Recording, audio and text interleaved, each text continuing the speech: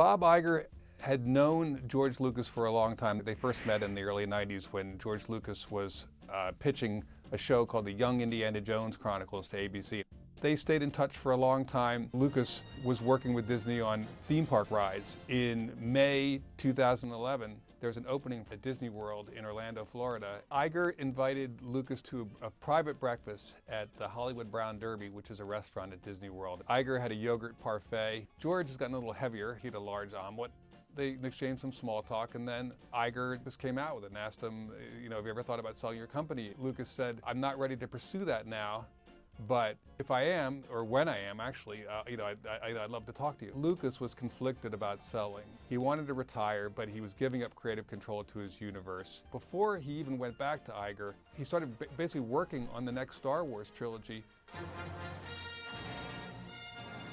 which was very shrewd because it really increased the value of his company. He basically reconfigured his company. He hired a new CEO to run it, a woman named Kathleen Kennedy, very well-known Hollywood producer. She worked very closely with Steven Spielberg. Once Lucas had done that, and he basically created this structure, he called Bob Iger up and said, let's talk. One of the reasons that George Lucas was interested in selling to Disney was that he'd watched what Bob Iger and Disney had done with Pixar and what they'd done with Marvel.